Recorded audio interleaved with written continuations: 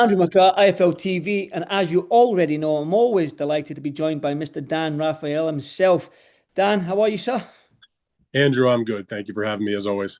My pleasure. It feels weird asking how you are because we speak before I push record, and I always ask how you are, so it feels Okay. stupid that I'm asking again. But yeah, we're here. The reason why I want to speak to you, Dan, is because this whole sort of press tour with Canelo and Crawford, I've enjoyed it. I've enjoyed sort of like the back and forth between the both fighters. And some of the comments that have been made, I want to get your thoughts on. But before we get into it and we break it down, just how have you thought? What have you made of this press tour between these two fighters? Well, they've done two of the three stops. They Hmm. did the first stop in Riyadh, which was on, what was it, on Friday. Then they traveled to New York and they did the second one on Sunday. And I thought they've increasingly been more interesting. And we'll see what happens. The next one is not for several days. They'll do that in Las Vegas at the T-Mobile Arena, which is being done in and around the UFC. What do they call it? The International Fight Week, I believe. Yep. In any event, look, the first one, they didn't have like a raucous crowd. It was mostly local media and maybe a few people that traveled out there for it. It was pretty low key, but I thought it was good because, for me anyway, and I've seen a bazillion press conferences, I like when the fighters properly show deference to the other fighter and give them the respect that they warrant, particularly when you're dealing with two, top level Hall of Fame caliber guys in Crawford and Canelo. But they also are both proud guys, and they both feel like they're gonna win. And so, while they didn't have to, get into fisticuffs and curse each other out and call their mamas bad names or anything like that, they certainly put out there, their perspective, like, hey, I'm the better man. I like the Lord of it's like a low key thing, but they were making their positions clear. So I kind of like that, and obviously they had a great stare down. And I thought some of the answers to the questions that were posed were good. And, so from that perspective, it's good. But then, like these things happen, they build up. Then you go to New York City on the Sunday press conference, and they did that at a popular annual kind of like a sports collector show, autograph show, big thing that the company Fanatics puts on. And so it was open to the public. So they had a lot of fans there and sports fans in general, not necessarily boxing fans, but they know, hey, like Canelo Hmm. Alvarez and Terrence Crawford are here.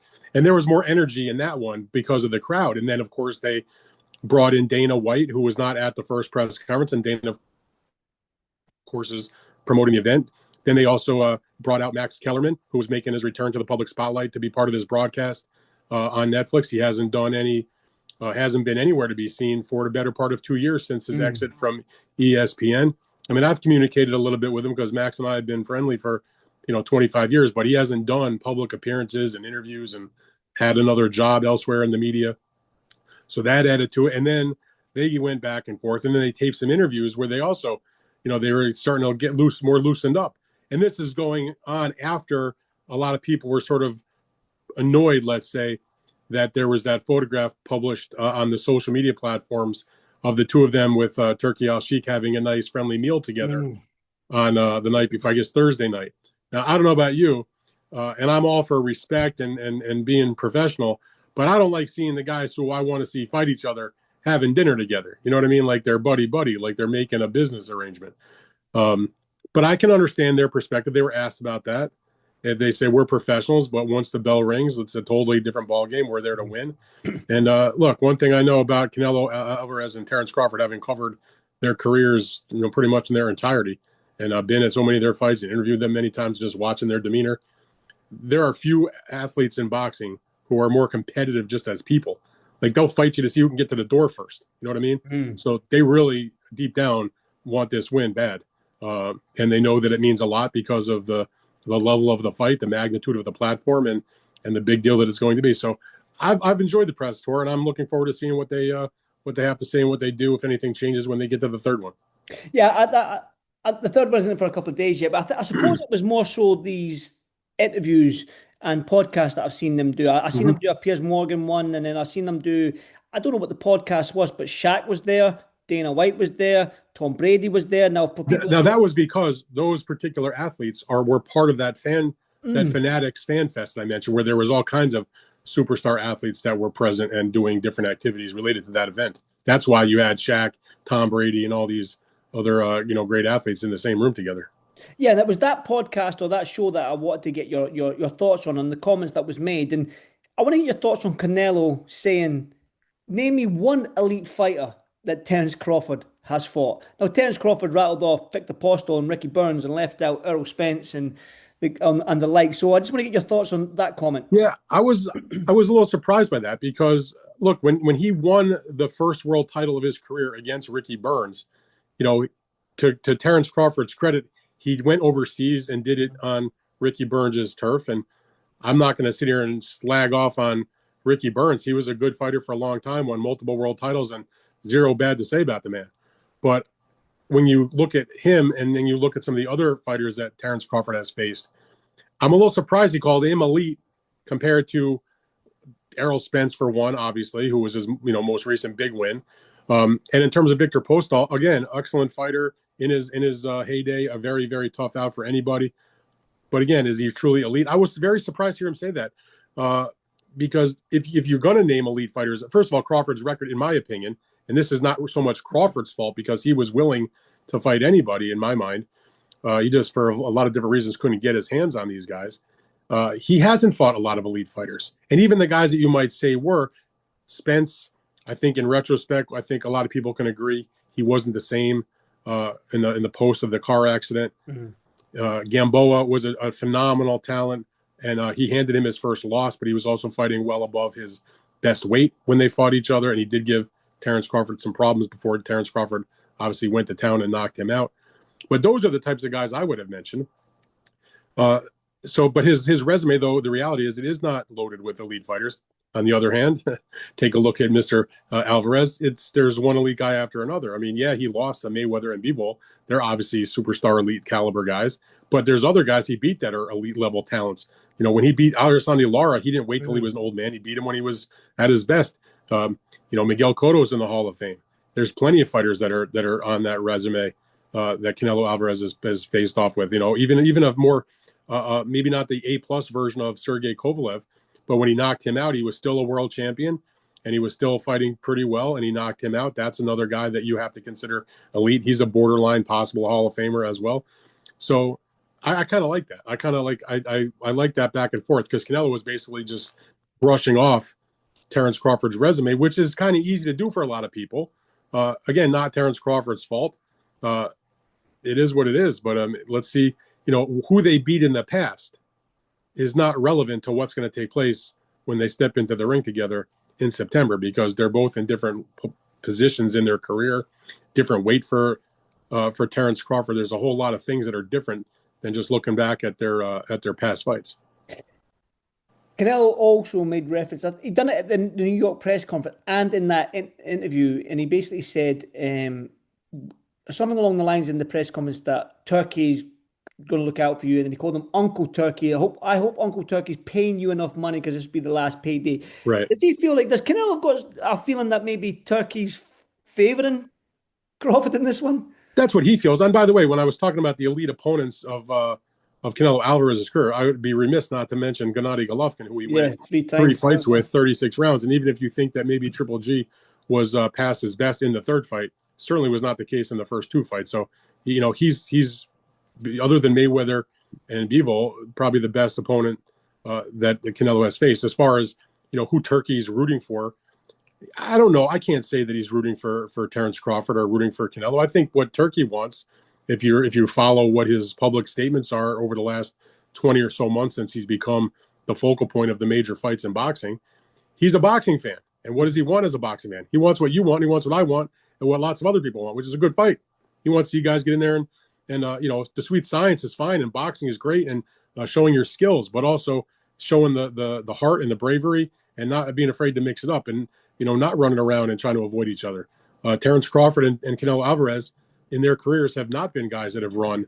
They're guys that'll stand and fight. They can counter, but they've got great skills, and I think that's what he wants to see. So who he's rooting for, I don't know if he's rooting for one particular guy. What I know he's rooting for is for there to be drama and excitement and entertainment. And when the fight's over, whatever the result, people walk away saying, God damn, that was a good fucking fight. Mm. Let's talk about the fight then, because when I look at it, there's so many variables. And if you want to break it down, you can look at Crawford's age. He'll be 38. You can look at that. It'll be 13 months to the date since he stepped in the ring against Madrimov. You look at Canelo again, his last fight against Skull. There's so many variables in this fight. But for you, what is the weight, going up in weight for Crawford and the likes? Now, for you, Dan, when you look at this fight, what's the major difference that might sway it to either fight? Can you pick a point where you're thinking it's just too much? That thing right there is just too much for either fighter. I'm having a hard time sort of thinking about where Canelo is in his career because of how bad the Skull fight was. Mm. Yes, a lot of that was because William Skull ran like he just robbed a liquor store. But part of the reason that he was able to do that, part of the reason he was able to flee like a criminal, was because Canelo was unable to do the kinds of things that he has done in the past, which is corner his opponent, cut off the ring, track him down, and deliver punishing shots that are going to prevent him from moving all that well.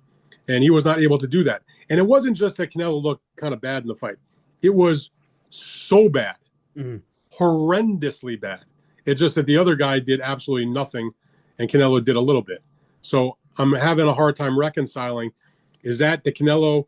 Is that just where he is now? Because it has been, if you take a look at his performances since, let's call it the Caleb Plant fight, which was a supreme kind of fight, or even the next he looked okay, like for example when he fought like Ryder and Munguia and Berlanga, but it wasn't the explosive Canelo. He hasn't had a knockout since the Caleb Plant fight. It's been several fights, been a few years, that you just wonder, are we just now watching sort of the downward part of his career where he's obviously no longer at the very best that he was, but how much gone is he?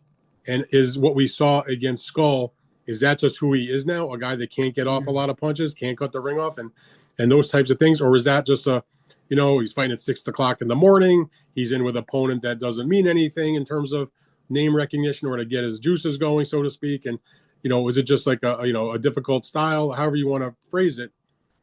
If that's who he really is, then Crawford's got a superb chance to win the fight. But then again, I think to myself, what about the Crawford that I saw? Against Errol Spence, if you accept the fact that maybe Errol was, although a top fighter for a long period of time, was not what he should have been in that fight because of all the things that had happened to him before that, and that I'm not going to knock Terrence Crawford. He was absolutely brilliant that night and destroyed Errol Spence, but was part of it because of maybe a little bit of the degradation of Errol Spence. And if he had been a better version of himself, maybe Crawford still wins, maybe he still stops him, but does he do it that easily? Does he do it in that dominating fashion? Okay, let's say the answer to that is yes. He then goes up in weight to 154 and fights a good fighter, but nobody that's going to ever be in the Boxing Hall of Fame in Madrimov. Struggles. He can say, he can admit it or not, but I know what I saw, and I saw a very close fight. He won, fair enough, fair and square, but he didn't shine that night. That was a tough fight. So is he also a little bit beyond his best? Is the weight taking its toll now because that was him moving up from welterweight? Now he's going up 2 more divisions. He's not fighting Canelo at 154, even at 160. He's fighting him at the full 168. And while I give him credit for not, asking for rehydration clauses and for, weight checks on the morning of the fight, all the nonsense, just a straight, we weigh in at 168 or less, and whatever we weigh on fight night is how it goes. But I'm trying to reconcile where I think both of these guys are in their career. To make a long story short, are they both on the backside of the mountain? If they are, is Canelo far more on the backside than Crawford? Does the weight disparity make up for the fact that if Canelo really is that far beyond what his best was? Like, I just don't know the answer to that. That's one of the reasons why it makes this fight what you used to be. Oh, Canelo's going to kill Crawford. I mean, it's nothing against Crawford, but the weight is so much different. And the fact that Canelo's been hit by bigger guys for so long, light heavyweights and super middleweights, that how's he going to, that he's not going to give chance for Crawford to knock him out. Now, maybe who the heck knows? I mean, with where they are at this moment in time, it makes it really interesting. I know one thing, both of these guys, whatever happens in the fight come September, they're near the end of their careers. I mean, I'm not saying that this is the last fight for either guy, but certainly this is, when we look back, we'll see, this is if not the end, within a couple of fights of the end. With all that being said, then Dan, what kind of fight are you expecting? I mean, you're only as good as your last fight. We've heard that saying: a fighter is only as good as his last fight. So that being said, surely they're going to want to go out there and perform and put on that performance where they don't want to do, as Turkey called it, the Tom and Jerry type Right. fight, because he mentioned they didn't want to see any of that anymore. He wants the best fights. Um, does Canelo and does Crawford, with their last performances, do they have a duty now to put on a fight for us fans? Well, first of all, in the concept of the Tom and Jerry fight, where one guy, chases the other guy who doesn't want to be involved in the fight, thankfully, that's not the style that either Terence Crawford or Canelo Alvarez has ever really employed. Both of those guys have fought. Terence Crawford is not a runner. If you take a look, he's actually, going into this fight, most people, I think, perceive, because of he's supposedly the smaller guy coming up to weight divisions, that Terence Crawford is the better boxer, which he probably is skill-wise, but that he's the boxer in the fight, not the puncher, and that, that tag belongs to the bigger guy, the guy that's been in a lot of brawls like Canelo. But here's the reality. Number one, Canelo, while he has been in brawls, at his heart, he is a counterpuncher. You can watch any fight. He wants you to come to him, and then he'll take care of his business. Mm. And he hasn't had a knockout in, like, what has it been, 7 fights in a row or something like that? Terence Crawford is a puncher. Yes, he didn't score a knockout in his last fight against Madrimov, but going into that fight, now granted they were welterweight fights and junior welterweight fights, he had scored something like 8 knockouts in a row, or maybe it was even more than that. I mean, the point I'm making is that Terence Crawford is 41-0 with 31 knockouts, but he's been knocking everybody out other than Madrimov over the last, since like 5 years, 6 years, 7 years, whatever it's been. So they're both capable of scoring knockouts. They're both guys that like to fight. And you asked about comparing what they may do in the fight against each other when you say, you're not as good as your last fight. Nothing against William Skull or Madrimov. But, those are tougher fights to so-called get up for. When you're a seasoned pro and you've been doing this for a long time, you kind of need something to get those juices flowing. I guarantee you that Terence Crawford is highly motivated against Canelo Alvarez, more so than he was against Israel Madrimov, a guy I got to believe that before that fight was broached to him, had probably never heard of Israel Madrimov. He's been watching Canelo Alvarez for years, and he's talked about that. Mm-hmm. He's talked about watching him over the course of time. And for Canelo, he understands the deal. He knows where Crawford is. Canelo is a I'm not saying he studies every weight class and knows every fighter and is a boxing historian. But when you're sitting at the top, you know who the guys are on your heels and the guys that are coming for you. You know the guys that everybody else puts on that same level and pound for pound. He's no dummy. He knows what Terence Crawford's all about. He also knows that if he loses to Terence Crawford, a lot of people are going to find it to be embarrassing for him to have lost to a guy that's really a welterweight that made a cameo appearance at junior middleweight and is now coming up to fight him 2 more weight classes in a weight class that Canelo has ruled for the last several years. So, I think the point I'm making is that they're going to be much more motivated and amped up for this fight, knowing the magnitude of the event, the platform, the stakes, all the things that go into it. The eyeballs are going to be on them compared to, Canelo fighting William Skull at 6 o'clock in the morning in a small theater, a small arena in Saudi Arabia, and Terence Crawford fighting a fighter he had never heard of probably until the fight was made, in his last fight. So I think that can go a long way to making this a better fight than I think a lot of people might think it might be. I'll put you on the spot then, Dan. Now, with all that being said, I'm not making a pick yet, dude. No, I was going to say, but I don't make a pick. But with all that being said, who's the favourite then? Who's sort of swaying more? So do you think the weight and all that stuff, you have to favour Canelo going at this one? I mean, in terms of like if you're like a sports book and you're making odds on the fight and you're trying to get money to come in on both sides, obviously you got to have Canelo as the favorite. He's coming in, Crawford, to Canelo's domain at 168 pounds.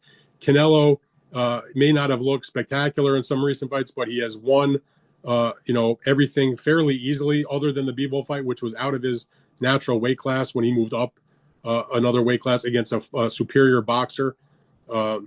And Crawford, as great as he has been, again, he's moving up 2 weight classes. Then, when you look at the photographs of them that they took at the various press stops and the activities they've done together, if you didn't know that Canelo was the 68-pounder and Crawford was the guy coming up 2 weight classes, you're like, oh, they look like they're the same size guys. But part of the reason is because Terence has put on a few pounds already, obviously, as he's, starting to get into the training mindset and, he's not cutting weight.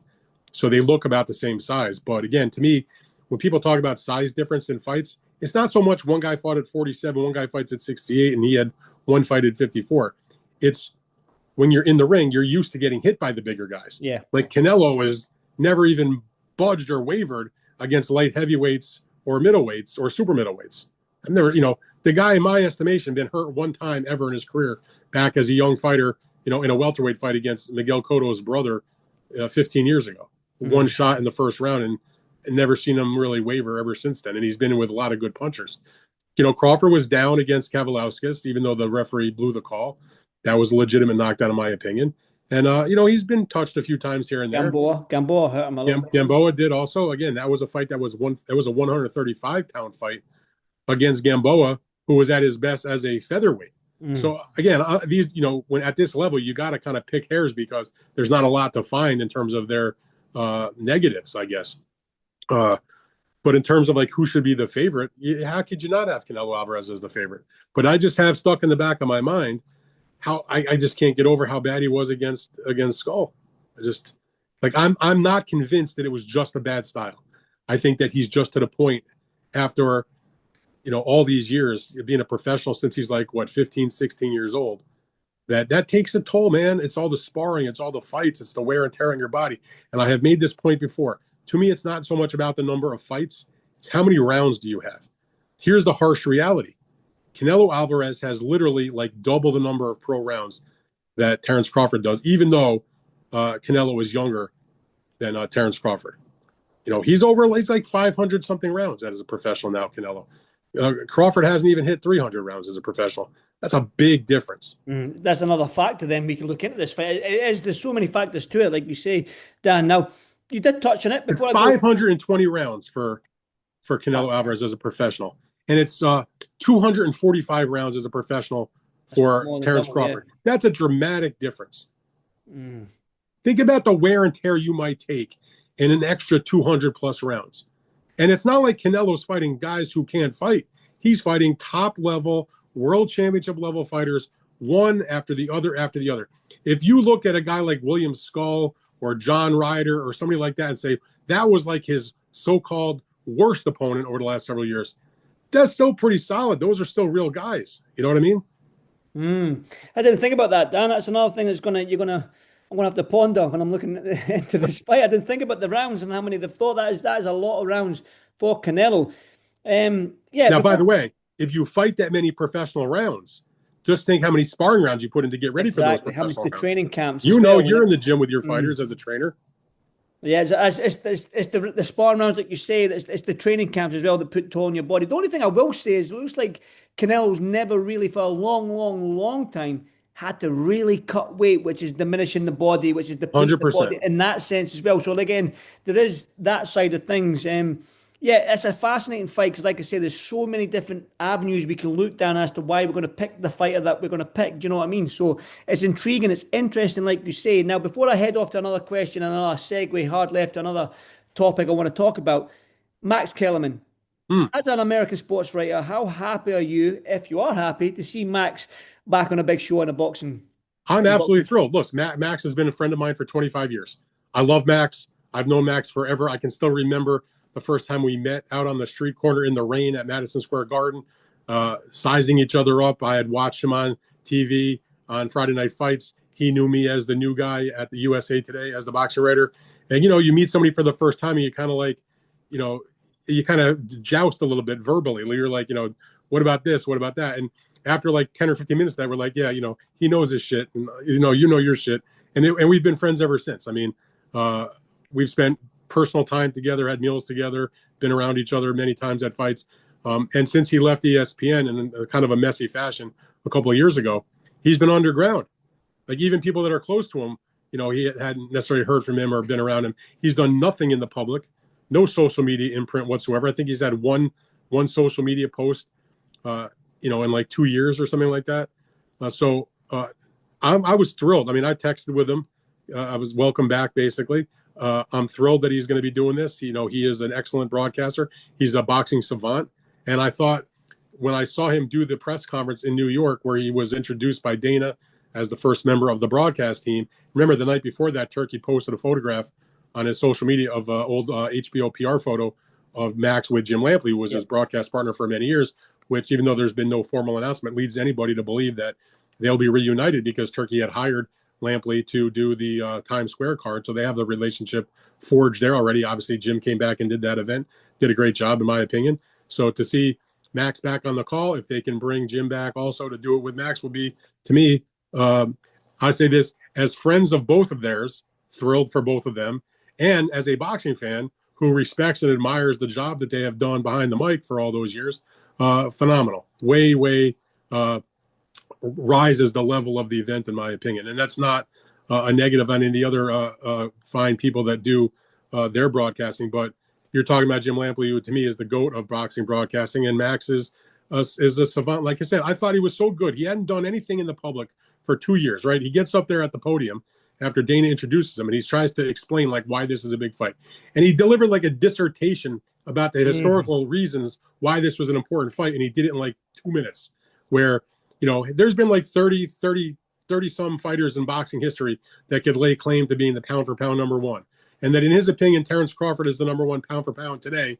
And the guy that was the pound for pound before him was Canelo Alvarez. And now they're fighting each other. And that's a big deal. That's historic.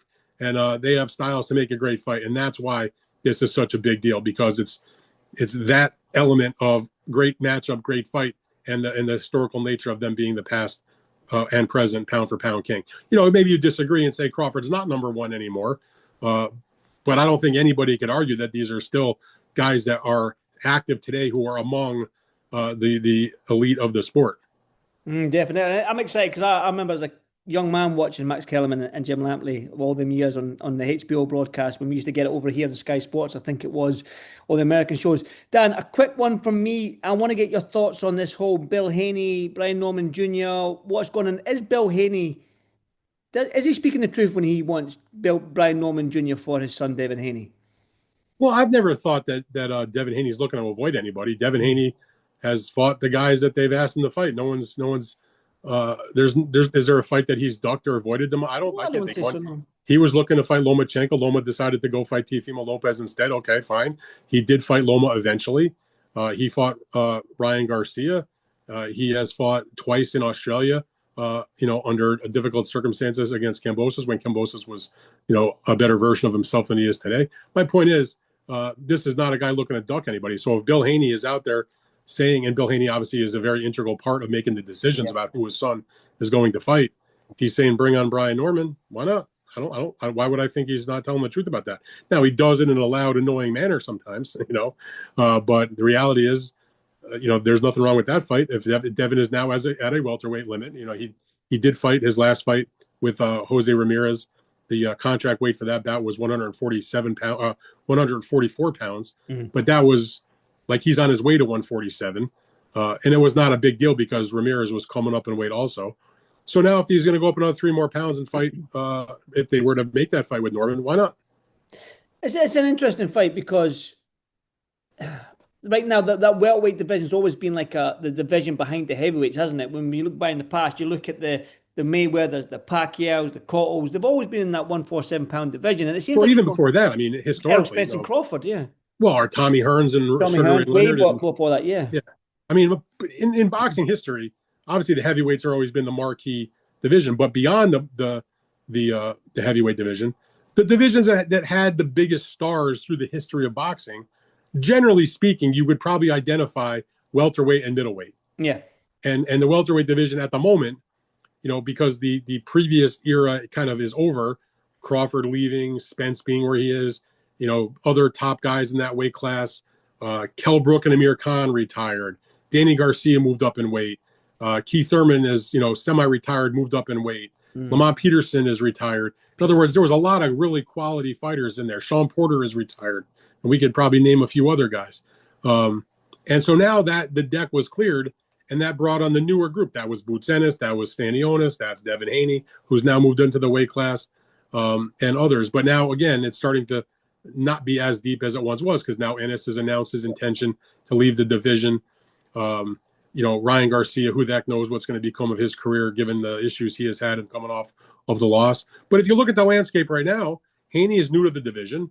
Brian Norman, I think, based on the lack of depth in the division and his outstanding performances in his last few fights, going on the road to Japan and uh, looking spectacular against a second tier guy in Cuevas, but still doing what he's supposed to do. Uh, Pulling the upset against Santillon, knocking him out, beating him up in his own hometown. I mean, at the moment, he's probably the best welterweight in the world based on that, because there's nobody else that is active and has those kind of wins and that kind of activity. And Haney is a good name. So if there was a movement for their sides to make the match, that's fine. I mean, I still have to sort of shake the memory of that terrible fight that Haney had in the last match on that Times Square card, which, was kind of a disaster. But he's still an excellent skilled boxer, and I'm happy to watch Brian Norman fight any day of the week. Definitely. Another one I want to get your thoughts on, because I've seen you put something on. I think it's your Substack. I think it was. You talked about the Yafai Rodriguez and Eddie Hearn bringing another sort of tough Mexican over here to the UK and not getting the win. Now, just your thoughts on that fight with Yafai and Rodriguez Well, and from the poor old standpoint Eddie of, Hearn. yeah, from bringing over Rodriguez, I mean, he was a mandatory. So if Yafai wanted to keep his interim belt, the WBC interim flyweight title, he had to fight him. And Matchroom won the purse bid for that fight back a couple of months ago. But Rodriguez, is no joke. I mean, a lot of people might not really know much about him, but he was a really good fighter in the strawweight division. Granted, it's like 10 years ago. He was the unified champion. He was involved, by the way, in what I picked anyway, as the 2014 fight of the year. He had a spectacular war with Katsunori Takayama from Japan. Spectacular fight. That was for two of the strawweight title belts. And even though he hasn't been a champion since then, and he has lost when he stepped up against the top fighters, he went the distance with all of them. He competed with them. He fought guys like Kazuto Ioka and Donnie Niedes and other good fighters. He had a decision loss in a non-title fight not that long ago against Jinto Nakatani, who's a great puncher. Yeah, yeah. So look, I thought Yafai would win the fight, but it was not a shock to me that Rodriguez won. He's got vast experience as a professional. And even though he and Yafai are the same age, one guy had crazy amounts of pro experience, been a champion, and been with everybody. And so the thing about Yafai, why you might pick him to win the fight, was because even though they're the same age, he's a lot fresher as a professional. Hasn't taken the punishment that Rodriguez has, coming off that great, the gold medal victory, 2 Olympic appearances. You thought maybe that might be enough. And Yafai showed a lot of heart and balls in that fight. And he was in the fight, but it was like every time he got anything going, Rodriguez just stuffed the shot in his face and kind of blunted whatever momentum he might try to achieve. And Rodriguez just fought a great fight. He just, Eddie Hearn said it the best in the post-fight when he was interviewed on DAZN. He just was not going to be denied. I thought Yafai's corner should have stopped that fight. Mm-hmm. Yeah, it was I probably agree with you maybe as well. It was a tough fight to watch in certain parts as well, but it is what it is. Dan, as per usual, we've got 3 minutes left on this call, and I always appreciate your time and breaking down the fights for me. Always, as always, we all know where to find you. Everything's underneath the description. But if you want to rattle off where they can find you again, and make sure we get those subs up and subscriptions up and on the likes. It's so easy. Just go on danrayfield.substack.com. It takes about 2 seconds to type in your email address, and you will get the blasts. You can certainly visit the website and to help out the cause. We got a nominal fee if you want whatever is behind the paywall. There's still some free stuff, of course, but there's stuff on the paywall, most of it. Come and join the fun. I can't tell you. I've been doing it now for since early 2021, and if it wasn't fun to do and wasn't enjoyable, I wouldn't be doing it. So I have a good time doing it. I hope the folks that read it and check it out enjoy the work. Definitely. Dan, as per usual, like I always say, it's always a pleasure to speak to you, my friend. I always enjoy your time and speaking to you because, like I say, you're not scared to ruffle some feathers. Let's say that. No problem. No problem at all. Dan, enjoy the rest of your day. And like I say, everything you want to find, wherever you want to find Dan, everything's in the description box below. Mr. Dan Rafael, thank you so much. And I'll catch you on the next one. All right, Andrew. Appreciate that, my man. Thank you, brother. Thank you. Cheers.